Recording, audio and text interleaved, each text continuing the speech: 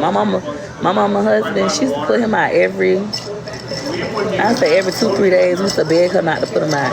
And we ain't had no car, so he used to be walking his shit to the bus stop in a garbage bag. I'm helping him.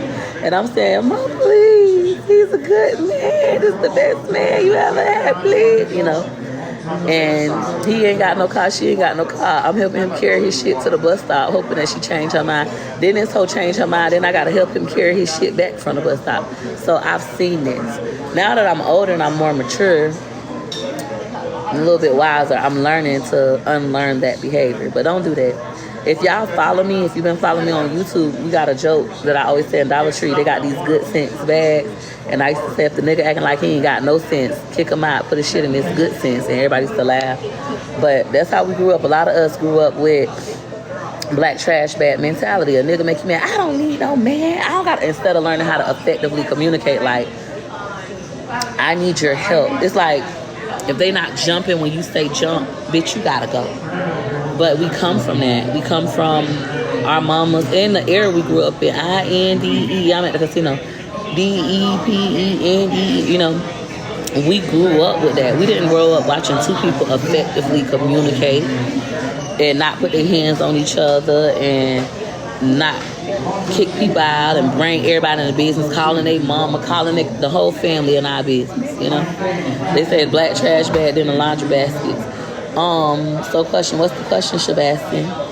So we didn't grow up seeing that. So it took a lot of work for me to like get out of that mindset. And I still did it when I put my husband out when I had Phenomenal last year and he wasn't helping. You gotta go, bitch. You know, I don't do it as much as I used to. I try not.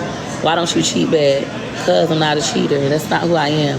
Just because a man, let me tell you, my daddy used to always say this, and I agree. When you cheat on a man, guess what? He don't feel damn motherfucking punk.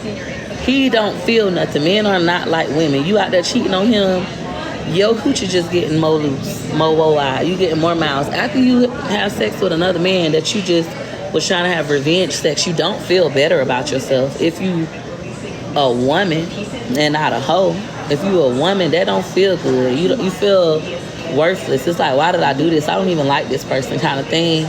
So for me personally, I would never tell a woman to cheat back. I don't care what a nigga did to you. Don't cheat back. What you do is you get to know yourself.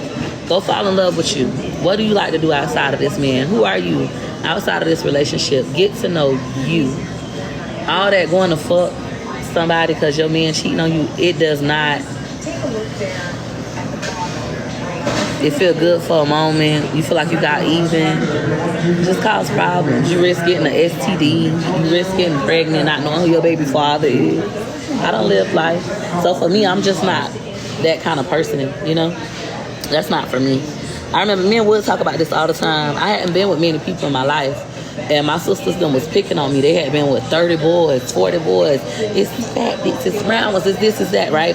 And they was like convincing me that I needed to sleep with more people. I haven't been with enough people picking on me. And as I've gotten older, I realized the whole time they was jealous of me. Being able to have a low body count and not being promiscuous, a lot of people wish that they could do that. Most people that are over sexual, like over promiscuous, it's because they were raped in childhood. It's not just who you are. You're not, as a woman, I'm talking about women, not men. Women aren't just promiscuous. It's not in our nature. God didn't make us that way. I don't care what nobody say.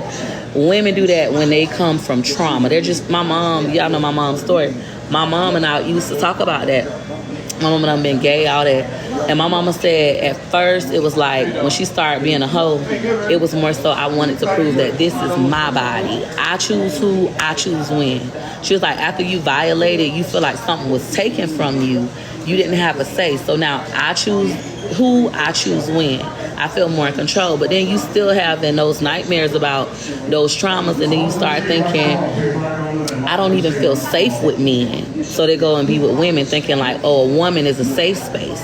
And then a couple things happen. They either get closer to God and realize like this spirit of homosexuality, lesbianism, I hope I'm saying it right, is not who I really am. This is just a part of my trauma. This ain't what I really want.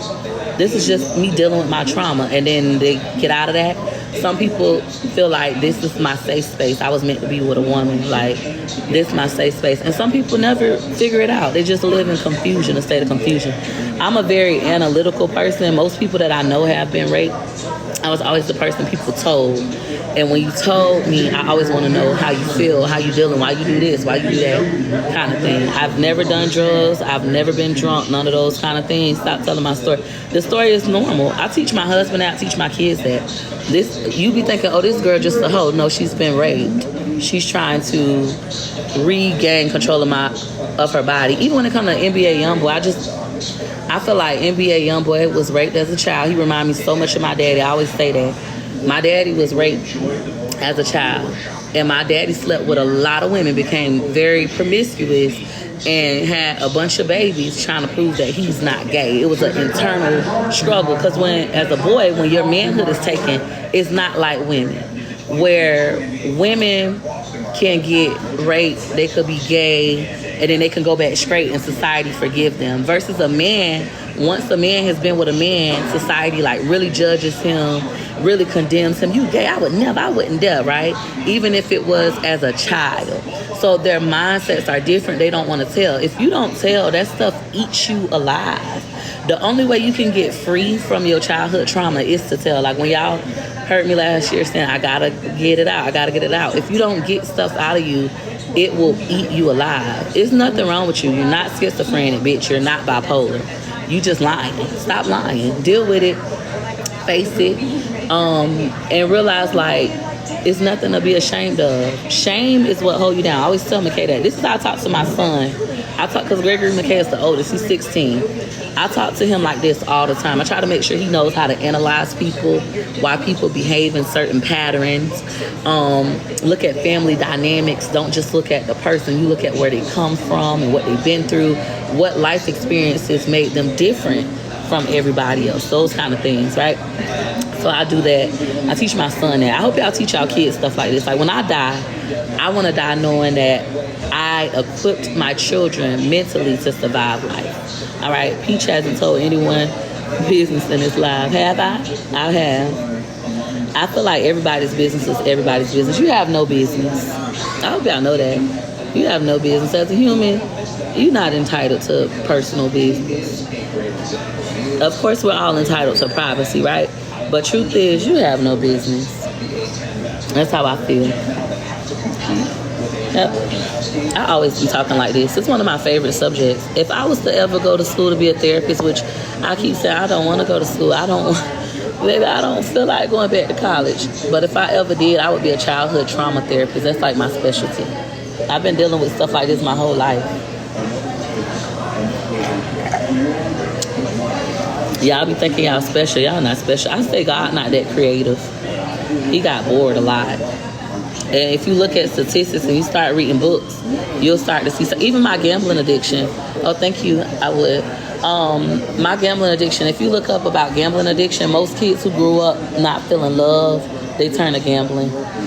It's like literally they turn to gambling. Most people who have compulsive gambling addictions, they grew up not feeling love. They grew up used and stuff like that. So they associate money with love kind of thing.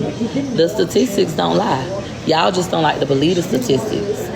Now, of course, you can beat them. You could be a part of the 1%, a part of the 3% that turn out different. Why we say God was bored? He was bored. God wasn't that creative. When you look at how you see, it's always the same story because God wasn't that creative. He wasn't. You expose your family business too. That's your expertise on childhood trauma. Yep, my family, my own upbringing, the things I've experienced. Your family's childhood trauma affects you. Your family's trauma, you know how to say, that's my story to tell. Well, bitch, your story affected me. The things you went through in life caused you to parent the way you parent me, and you cheated me. So what happened to you happened to me. What happened to your mama happened to you, and it happened to me. What happened to your grandmother happened to your mama, happened to you, happened to me. That's why your ancestry is so important. I hope y'all understand that. No, to me, God was bored. You can have a difference of opinion. That's my opinion.